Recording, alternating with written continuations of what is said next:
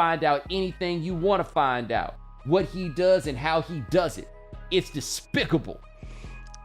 Dabo went full Nino Brown on him. How about this? They say Saban called him and he hadn't answered, and Fisher hasn't answered. Not going to. We're done. Gosh, I love it personally. I've enjoyed it, but I don't get what. Hold on. There's more, Domonique. Oh God. Ladies and gentlemen, welcome to The Right Time. My name is Bomani Jones. Thanks for listening wherever you get your podcast. Thanks for watching us on YouTube. Rate us, review us, give us 5 stars. You only give us 4 stars. I'm inclined to believe you are a hater. It is Foxworth Friday. Domonique Foxworth, what's going on? What's up, man? I'm ready to talk about anything except for playoff basketball because I have no idea what the hell is going on. I'm wrong every game, every week, every series. I tell you, I see you in that black. You look like you're ready about to run up on somebody. I had to meet my homeboy for something in Midtown yesterday. He was doing a talk somewhere. He came out in the black on black, and I was like, dog, you look like your first words of your speech was, "This is a stick up." Well, hopefully that's not what your homeboy was up to, but I mean, never know. Gotta make these ends meet somehow. The economy's struggling. Yeah, I mean, he looked like he was gonna be like, look, either y'all gonna listen or y'all gonna listen one way or another. But we might talk a little playoff here with Domonique Foxworth while we got him. Talk a bit about the Patrick Beverly hateration, holleration, ESPN tour. But Nick Saban done stirred up that hornet's nest, boy. Nick said that Texas A&M was the #1 recruiting class. Alabama was #2, and he said that Texas A&M bought all they dudes. They so mad about this at Texas A&M. Jimbo called a press conference today. And by the way, let him behind the curtain a little bit. We recorded a whole Foxworth Friday, and we had an audio issue. And so we had to come back and record another one. But it's cool because Jimbo called his press conference in between the 2 recordings. And here we go, Domonique. Here we go. Here's a quote. "We never bought anybody. No rules are broken. Nothing was done wrong. It's a shame that you got to sit here and defend 17-year-old kids and families in Texas A&M because we do things right. We're always going to do things right. We're always going to be here. We're doing a heck of a job." Yes, and this is the way it's phrased by my man Dave Wilson at ESPN. Fisher seethed, obviously taking Saban's comments personally. And while he didn't ever name Saban, Fisher's response was similarly personal. It's despicable that a reputable head coach can come out and say this when he doesn't get his way. The narcissist in him doesn't allow those things to happen. It's ridiculous when he's not on top. You ready for more? Some people think they're God. Go dig into how God did his deal. You may find out a lot of things you don't want to know. We build him up to be the czar of college football. Go dig into his past or anybody that's ever coached with him. You can find out anything you want to find out. What he does and how he does it. It's despicable. Dabo went full Nino Brown on him. How about this? They say Saban called him and he hadn't answered, and Fisher hasn't answered. Not going to. We're done. Gosh, I love it personally. I've enjoyed it, but I don't get what. Hold on. There's more, Domonique. Oh God. You remember, because Jimbo worked with Bobby Bowden. Don't forget that. Yep. He said this about Saban. He's the greatest ever, huh? When you got all the advantages, it's easy. You coach with people like Bobby Bowden and learn how to do things. You coach with other people and learn how not to do things. There's a reason, people, I ain't back and work for him. Don't want to be associated with him. You can call me anything you want to call me. You can't call me a cheat. I don't cheat and I don't lie. I learned that when I was a kid. If you did, your old man slapped you upside the head. Maybe somebody should have slapped him. Hey. Hold on. What's funny in that talk, right before he said that about us, wasn't he soliciting funds from the crowd? It's amazing, isn't it? When you walk on water, I guess it doesn't matter. Somebody asked Jimbo if it was going to be awkward at the SEC meeting. Awkward about what? I don't mind confrontation. Lived with it my whole life. Kind of like it myself. Backing away from it wasn't the way I was raised. When did Jimbo become my favorite college football coach? Yo, Jimbo had enough. Hold on. Fisher hinted that Saban's comments this offseason about hopes parity can return to college football were hypocritical based on the way he ran his own program with a huge staff of off-field analysts. The operations, the way things were done the other way when the parity was there. Never had been parity. Certain people never follow the rules anyway. Here we go. You know exactly what he's about. My dad always told me this. When people show you who they are, believe them. He's showing you who he is. Dog, I didn't even think what Saban said in the beginning was that harsh. So when we found out that they were planning a press conference, it went through my mind, like, I wonder if the boosters or the school president or somebody was like, man, you got to get out there and speak up, and you got to get out and quell some of this stuff. Or if Jimbo was like, I need to get out there and speak to this. It's very clear by the comments that Jimbo called this press conference. Yes. The school president found out about it the way we did on Twitter. He was like, I got some things to get off my chest. Oh my God, he let loose on this. Oh my goodness. Beverly-esque. But part of what I do think is interesting, though, where he was like, you see that I didn't stay with him. And it is of note, when Saban went to the NFL, Jimbo stayed at LSU, right? Like, I'm pretty sure Will Muschamp went with him to Miami when he made that trip. But Jimbo said, nah, he wasn't going to do that. He stayed at LSU for a couple years and then wound up going to Florida State with Bobby Bowden. So there does seem to be some measure of truth there. And I've noticed that when people start doing like the get-togethers of the former Saban assistants, Jimbo typically isn't listed among those guys. He don't want to be on that tree. That man is trying to branch out and have his own tree. Well, I also wonder, though, there's not great clarity on what happened with that UAB situation in 2007 where Jimbo was offered that job and then it was pulled back, right? Like, does he blame Saban for some of that? But hey, man, I don't know if Jimbo's thinking this out. Some press conferences are for the world. Some press conferences are for the nation. But in college sports, unless there's a major scandal brewing, all press conferences are local. Yep. That was for his people. And you have to understand, I tell y'all this all the time. I know those people. I went to a high school whose colors were maroon and white, and the fight song was the Aggie War Hymn, okay? I know those people. Mm-hmm. Fans of little brother schools, and Texas A&M is a little brother school, whether you want to admit it or not, they eat stuff like this up. Like, if this was about Texas and the coach of Texas came out and did this, the fans would appreciate it. They would like it. Don't get me wrong. But you do this at a A&M or any school that ends in state, tech, or A&M. This is what they live for. Even though I agree with fundamentally what Nick Saban was saying, and he didn't say it out loud, but this is what he's really saying. Ain't nobody trying to go to no College Station for free if they don't have to. Because Will Muschamp used to have jokes about College Station all the time. Ain't no way Texas A&M getting no number one recruiting class without throwing no bread. Now, granted, ain't no way nobody else is getting no number one recruiting class without throwing out bread. But ain't no way Texas A&M is doing it really without throwing out no bread. Like, every time somebody talks about Texas as being an underachieving program, which is true, the most underachieving program of the last 50 years and change. There's no question about that one.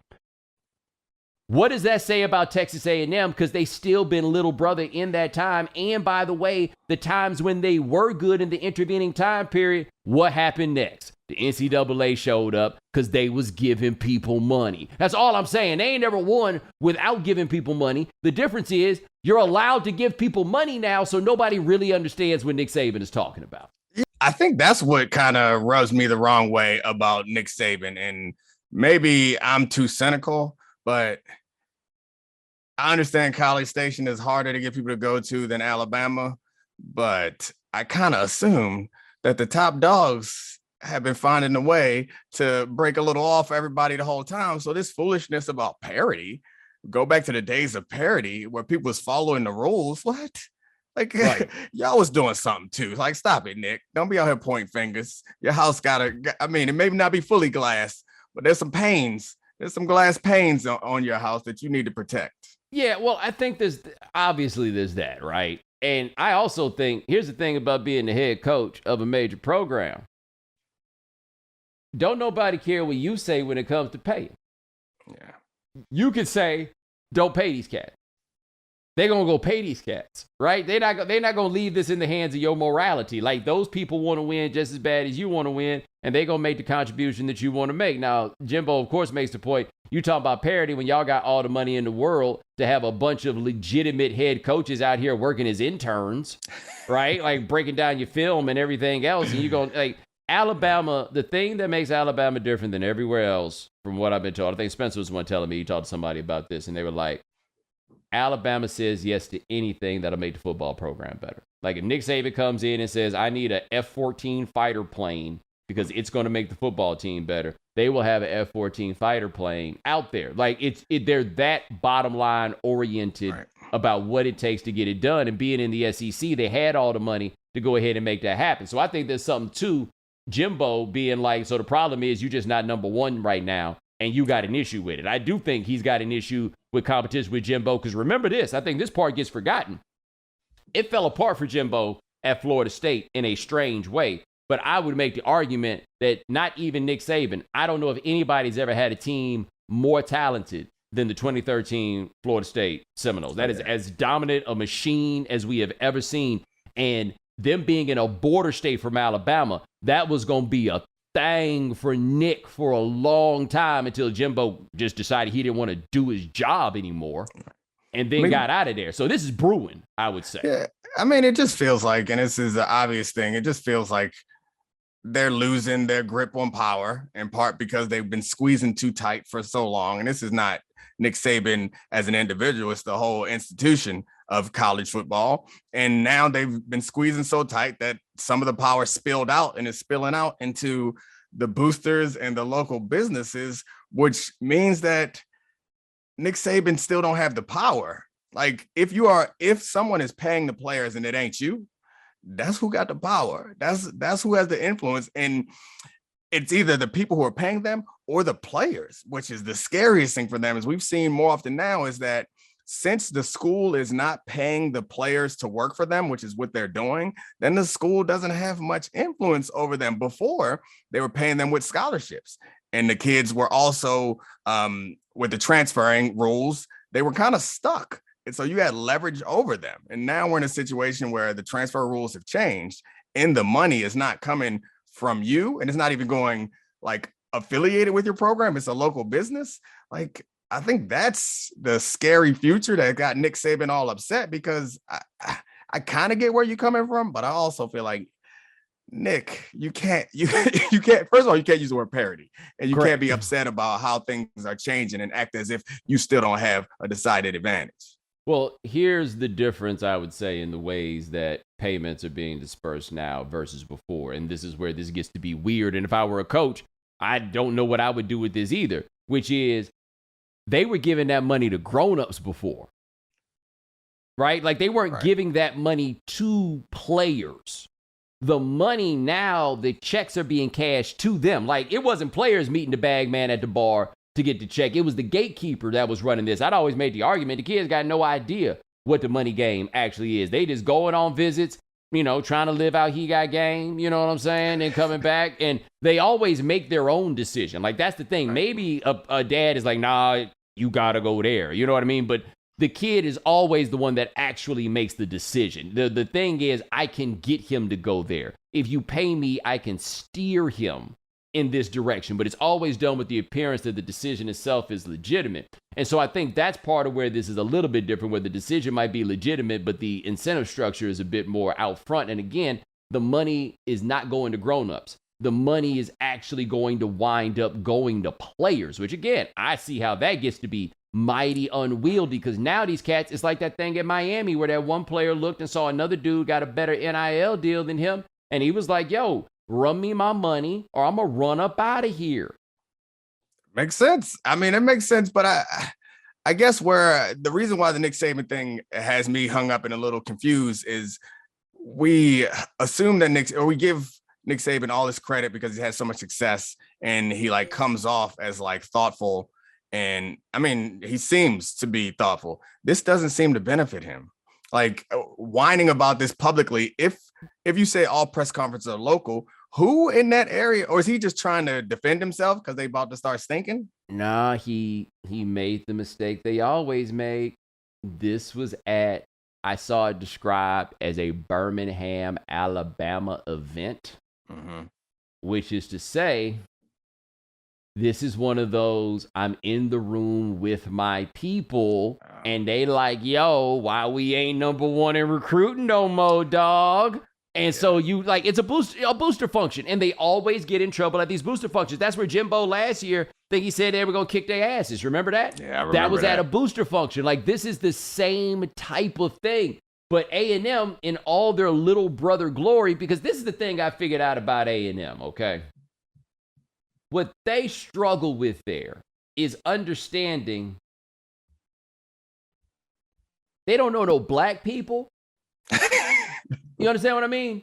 And so they just can't figure out why it is that they ain't never been able to make this thing go, right? Now, you know, that's the part that I love College Station. It's been excellent. And they like, look at all the great tradition. And then they show all the weirdos in the crowd and overalls doing the white man swag surf, you know, and singing their little weird songs. And the cheerleaders is a bunch of dudes in dicky suits down on the ground, you know, and all that. I think all I'm saying is, they don't understand that is far more attractive to the 100,000 people at the stadium than it is to a sample of the 85 that you're trying to get on scholarship, right? And so they've always like, why can't we get this? Why can't we get that? Why can't we pull that off? Like, it's worth noting that when their real best run that I can think of was when they had their black man whisperer, Jackie Sherrill, and then he handed the reins off to Slocum, and then they kept that going. But that's what it took. Jackie Sherrill had to get in here and be like, nah, don't worry. I know how to get this done. I know how to get this done. We'll get them boys to come down here, right? Like, we'll make that happen. But they don't do we ever get to the point where the schools just pay directly? Because like I feel like they don't want that, but that then puts the power back in their hands. Like the power that they want, the influence over these players, the ability to lock them in comes from paying for their labor instead of trying to get a local car dealership or a local coffee shop to pony up and get this fake NIL endorsement. Here's the thing, though. If you're a booster, would you rather make the payment yourself because you then have the power? Right. Right? Because if you take your money and you just throw it into a fund, and then the school disperses the fund, because that's the thing. The school ain't never going to try to pay their players out of the budget, even if it happens. They're going to solicit donations, be like, yo, well, why don't we just get the money from where the money's already been coming through? And then we get the power, and the boosters are like, well, nah, man, then we ain't necessarily going to be able to get this kid to come perform at a birthday party. You know what I'm saying? We're not going to be able to. By the way, how often did you have to do that stuff? Like show up for the booster things? Not that often. I mean, we didn't have the big booster network here. Like I don't remember ever doing like just a favor for a booster. Like we would go to schools and do like that sort of stuff, but never anything like that. They were cool, but I get what you're saying. No one's ever introducing a middleman to the process, you know, like which is what the teams would become. But this is a middleman that is already in the middle of the process. So if I'm, I don't know. That's why this is all so crazy. Right. I get you on the booster side is you don't want to become that middleman, or you don't want to let the school take that power away from you. But so you're recruiting now? Like they also you like have being, to like someone has to communicate it to the player. Yeah, but they also like being the guys who are the ones who did it, like to be able to tell their friends, like, that's mine right there. I mean, like, it's gonna make people uncomfortable, but the truth is, for them, it's like buying a racehorse. Yeah, you know what I mean? Like, this is the racehorse that I bought. This is where I put this down. I assume that's the motivation for most boosters. It's like there's some love of your alma mater, or love of, even if you ain't go there, love of your local thing. But it's the ability to like be a part of something and to get credit for it. Yeah. And I get that allure. I imagine if like these guys have or families, frankly, have made a ton of money and don't nobody know who they are, and they in a small town, which is what most of these college places are in, they want people to be like, you the man. They want to be up there on the grass at the national championship game. That has to be cool. It's worth a couple million, I guess. Yeah, but see, this is the argument. Like, if I was Saban, why I would have laid low or what I would have flexed on when I was in that room with people. This NIL thing happening came up at a very interesting point in American history, which is the global pandemic, right? Right. But the reason that's important, and the thing that people didn't really see coming that did happen, was people who were already rich got really rich, right? So we're like, I mean, this is an extreme example, of course, but pandemic started, Elon Musk was worth $25 billion. Now Elon Musk is worth $125 billion. Now, a lot of Elon Musk's work in, jumping up in that worth. And by the way, I'd love to see that updated with all this crypto crash, because it was a lot to do with like cryptocurrency. And so what you did wind up seeing is a lot of people came into a lot of money that they didn't have, and a lot of new people came into money that they didn't have before. The University of Miami and what's going on there with Cristobal and them throwing all that money out there, and everybody was like, look, they got new billionaires now. And a lot of that billionaire stuff came off of crypto. Texas A&M, when they hired Jimbo Fisher, the price of crude was riding high, and their money was getting that money off their crude oil. And so they were able to take that money and then give him that giant, ridiculous contract that they gave him. My point being, all this money that I'm talking about in those circles is volatile, okay? Yeah. Just because Texas A&M got this bread to throw around right now doesn't mean that bread's going to be there for long. And I'm real curious to see, as this crypto stuff bottoms out, how many of those people stayed on their positions and were true believers in this, because that money they were throwing isn't necessarily money they're going to be able to throw around for long. So like the fluctuations, and as we see this go and as we see this market change, something drastic could happen to this economy in the next year, year and a half. And you just look at it, basically American capitalism appears to be falling apart. I want to see how that progresses for these people who are getting in on these collectives and starting these clubs to give money, right? Like the companies and businesses, maybe, that's a little bit different here, but just these people who came up on these big scores and they had nothing better to do with the money, like they couldn't get one of them monkeys, one of them digital monkeys, they couldn't do that, and so they made it rain on the program. You know what I'm saying? Like, but all of that stuff, as the crypto money goes away, I really want to see what happens and how it affects this market that we're talking about. It's not just the crypto money, though. I mean, the crypto money has crashed worse than just about anything else, but the market in general has been rough on people. I don't know where it is. I was going to say maybe it's a real estate. There's a real estate magnate who's riding high. But I mean, if you're in commercial real estate, you ain't riding high because of the pandemic. I don't know who's riding high, but I think it's safe to bet going forward that whatever industry is popular in your neighborhood, if they are riding high, your football team going to get real good real soon, particularly when it's stuff like gains from the market or gains from cryptocurrency, because as we all know from our own experience, the money harder to give to part with when it was harder to get into your pocket. I've experienced that in my house where the kids, they spend it a lot easier than I spend it. They are fine with trying to get some Fortnite bucks. Like, what? No, we ain't about to buy nothing on Fortnite. Like, I work hard for this. I tore my ACL for this money. You ain't about to buy a lightsaber on Fortnite. And I imagine that's the same feeling. But if I hit a lick, because it's not going to be crypto because I ain't got no money in that. But I hit a lick out of just a surprise. Market goes up. Hey, maybe it's new car time. Yeah, man. It's so crazy. Like, college football is always crazy, or college sports, generally speaking, is always crazy. But I do think all the doomsayers are like, this is going to be chaos. They were right. I'm just not bothered by it. But they were absolutely correct, because I talked about this before. And I put you on that book, The Institutional Change in Economic Performance, right? Doug North. But the biggest lesson out of that is a formal institution has changed, but the informal institutions are still what run the day.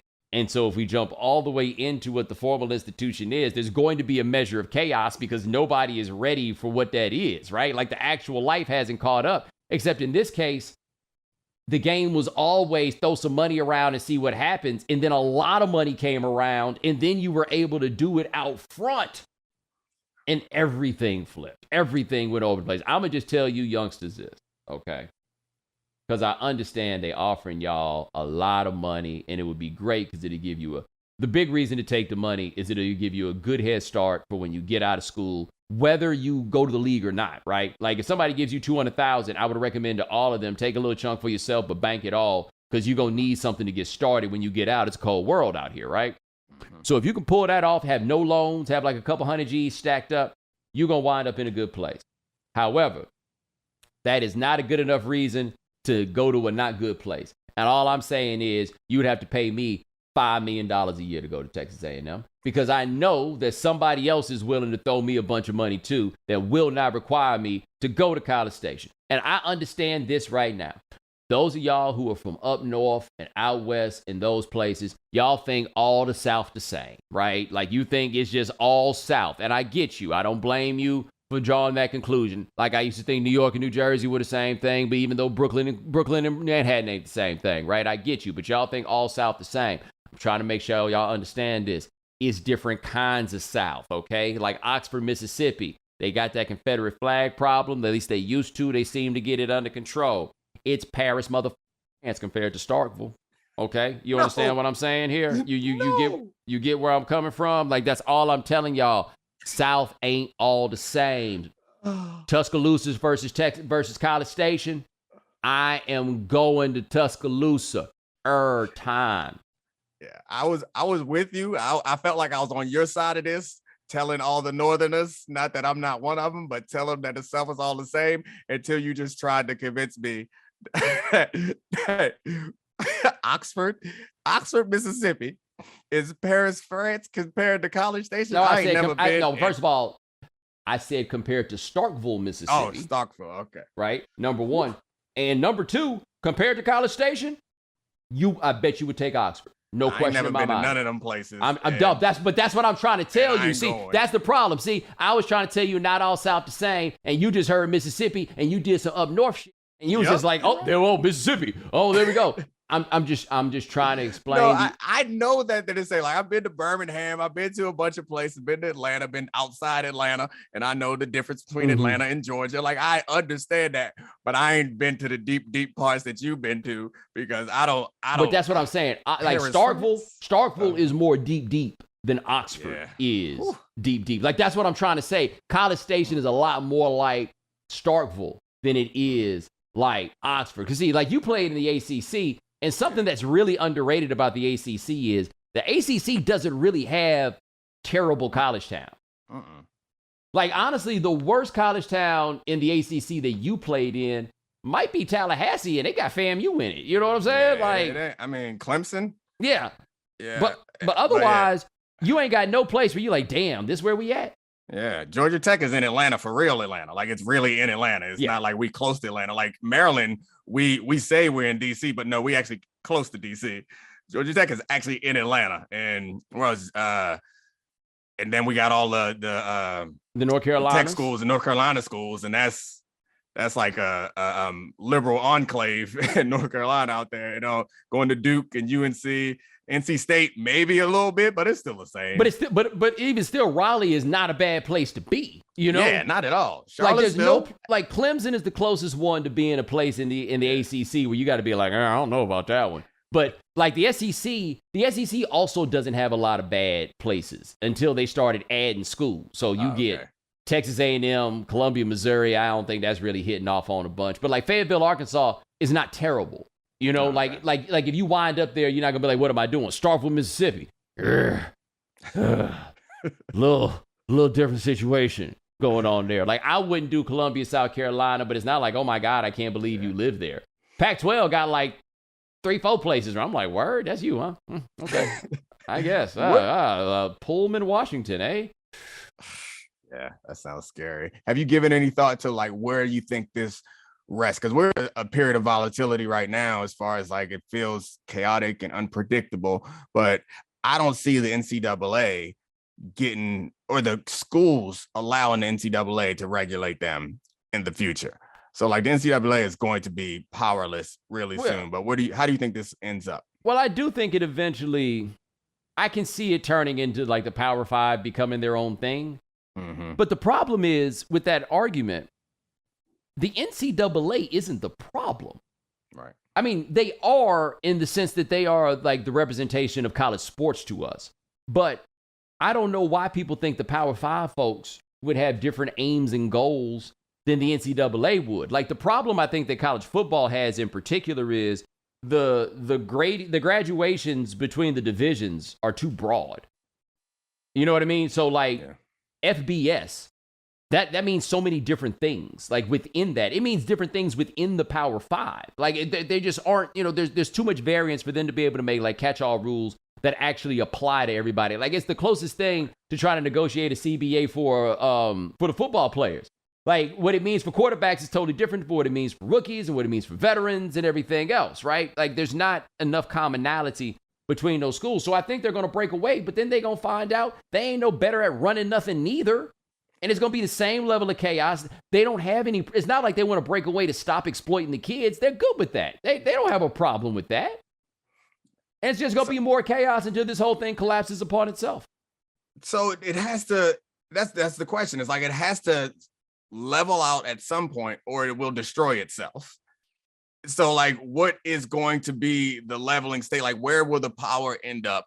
Will the players continue to have this flexibility to transfer in, like, this power that they have now? Like, the players have more power now. Individual players have more power now than they ever have in college football, to the point where they walking around like free agents threatening to leave, and the coaches got to be nice to them, which I don't have a problem with, but I can't imagine that the coach is going to let that go on for long. So how do they rein that power back in, particularly in a climate where the Supreme Court made it quite clear, y'all on that? And if somebody bring it up here, we're going to make it clear to them that y'all are on that. Like, where do they, I don't know. I mean, it's fine not to know, but I just don't know where it's going to end up. Let me tell you who I think needs to start paying attention to this. And clearly we ain't getting to no NBA playoffs with Patrick Beverley, because this is just too juicy. The NFL needs to really be paying attention to this, because, look, if college basketball collapsed, right? Because, I mean, this is also part of the same thing, right? If college basketball collapsed, the D-League would do some fairly significant expansion, and they'd be something for them players to do, right? To still develop and get ready to come to the NBA. They come in at 19 anyway, so the NBA is getting these unfinished products as it stands. Okay. What would the NFL do if there were no college football? There is no infrastructure. Nobody's even thought of an infrastructure to take care of the player development, and the NFL always gets them 3 years in.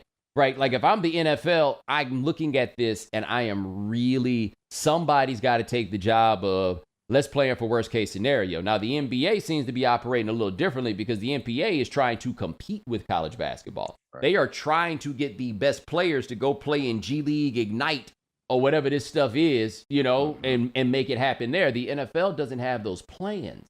Yeah. So what in the world would they do if there were no college football? And football is not basketball. Like, basketball, you can probably spring up a league relatively easily, and you could figure some things out. And there are international leagues. So, like, your players can go there, or you can even get players from there. Like, there is a lot of opportunities there in basketball. Football ain't the same. There ain't no respectable international football leagues, and you can't really just pop up a developmental football league in the same way. But in negotiations, one of the points that I thought was important, but I got pushed off quickly because don't nobody care, was the 3-year rule. Because the reason why college football is part of the reason why it's as great as it is because the NFL refuses to let you into the league unless you're 3 years removed from high school. So you can go sit at home for 3 years and then try to enter the draft, or you can go play college football because, as we mentioned, there are no international leagues, there's no developmental leagues. That's your only choice. And the Power 5 schools have benefited greatly from having that rule. And during the negotiations I was a part of, that was one of the day one things that, like, as a young feeling principled person, I was like, we got to stop this just because it's wrong. And then we realized that we ain't giving nothing up in order to stop that. Like, we ain't going to take no money out of our pocket for that to happen. And it wasn't the support there to do it. But it's interesting. They've lived in a world where they've always had this free minor league, and they didn't even have to worry about it. And they were building up stars too. The thing that we talk about for basketball a lot is we know these football players. We have expectations. We have a relationship with Trevor Lawrence before he showed 3-year relationship with Trevor Lawrence before he even shows up. And that's all valuable to them. But I don't know what happens going forward. And the NFL may need to take some of them bucks and get involved and sort this out. Maybe that's the answer. Man, that 3-year rule, the most useless rule in sport. Useless. Useless. Because look, how many players can you name that could have even thought about this after 1 or 2 years? Not many. But I got like Bo Jackson, Adrian Peterson, Randy Moss, but even Randy Moss physically wasn't ready. Like Derek Stingley, maybe, but physically was he ready to go do that? Like, it's so few people whose bodies are ready to go. Like, there might be 1 year where everybody go do it, and then it's going to be year 2. Hey, man, my man been out 8 weeks. But I think that the reason why the rule is useful from the NFL standpoint is because it's potential. And you end up drafting and paying somebody on potential. Whereas now, Trevor Lawrence, obviously, anybody who had a good freshman year, especially at quarterback, they're going to get drafted and then they'll be on a roster not playing and developing them. So they don't have to do this. They don't have to do that now. So I think whether the question isn't who was actually ready. The question is how many people would get drafted. But that's where, because with the NBA, I think it reached a point where they had to draft those guys, right? Like after Garnett and they see Kobe and Tracy McGrady, it's like, okay, well, we got to be the ones to get them. With the NFL, I'm like, do you have to? Because especially you're going to have to effectively redshirt these dudes. And unlike in college, you got to pay them to redshirt. Mm-hmm. So I've just always thought that the calculus on the draft is not necessarily like going to be right. And how many of them are willing to take those chances to get a guy, or what the salaries will wind up being like for a guy that you taking to just redshirt. As starved as this league is for quarterbacks, if there was no rule, I could see a world where 5-star quarterbacks were getting drafted straight out of high school because they're like, he gonna be something. And I'm looking over at Patrick Mahomes, Lamar Jackson, Josh Allen, and I'm like, man, if I gotta wait 6 years till I have it, I'm gonna draft him there. Maybe not in other positions, but I could see that happening. Well, what I think would probably need to be the case if they do that is that the draft would be like similar to what baseball does, where nobody declares for the draft. Yeah. You're just like, rights. It's just out there. And so baseball draft got 100 million picks. You got this high school player, you don't know if he's going to come or not. Draft him whenever. And, if he doesn't, then okay, cool. He comes back 3 years later or, whatever it happens to be. And then he comes out, and then we go from there. Like, maybe that's how such a thing, that's the way a system like that, I think, could work. But, yeah, all of it, I told you, a very good friend of mine, one of the smartest people I know, he told me when COVID hit, he was like, COVID is going to accelerate everything. Everything that you see happen after COVID was going to happen already. It's just going to happen a little bit faster now. So what looks like the pending collapse of this system, we always knew that was probably going to happen, right? It was always built on fiction and lies. So like, it was always a good chance that it was going to happen, but it's moving fast now. And I'm telling you, I'm really worried about what this economy going to be like. When they were giving out them stimulus checks, and I think it was the Fed, it said we got to be careful because we don't want to overheat the economy. And people who didn't know nothing about those terms are like, well, I'll heat me up. But what they're saying is there's more dollars out here than there are goods to be purchased, which is going to throw up prices. And just because there's more dollars out here don't mean you got more dollars, right? And so then what is everything that happens as a result of all this stuff coming up and going around? Well, right now we're seeing that with college football. It's a lot of money. And if a college basketball player I'd never heard of was getting 800 G's at the University of Miami, I cannot imagine what the game is right now. I saw Bijan Robinson on Instagram with a Lamborghini from the local Lamborghini dealership. And guys, I'm just saying right now, the Lamborghini people have to be smart enough to know, don't you get that boy the keys to that thing. Yeah, they should give him money, not a car. But if we look at it like a business. So the NFL is very much a collection of a bunch of businesses. And if you ever paid any attention, took any business classes, run any business, you never want to have one supplier. If you got one supplier, you in trouble, because if that supplier gets in trouble, then you got a problem. And the NFL has always only had this one supplier, and things are rickety right now for that particular supplier. You put on top of it the acceleration of all the good and bad things that are happening in our society. And the future is grim for college sport, or not grim. The future is unpredictable for college sports. And one thing the NFL don't like is unpredictable. They'll pay more for stability because they're on top, which ties into Nick Saban. That's why Nick Saban got his panties in a bunch, because when you in control, predictable is nice.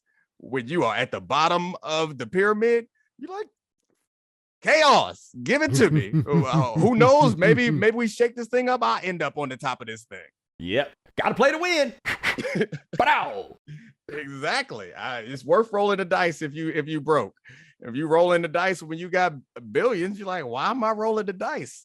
I got 2 aces. Yes. Mixing all types of metaphors, but you get the point. Yes. But hey, ladies and gentlemen, that is Domonique Foxworth. Check him out on Get Up. Check him out on Anscape. Check him out on Debatable. And you might see him out your window while he wearing that all black with them black Air Force Ones. You know what I'm saying?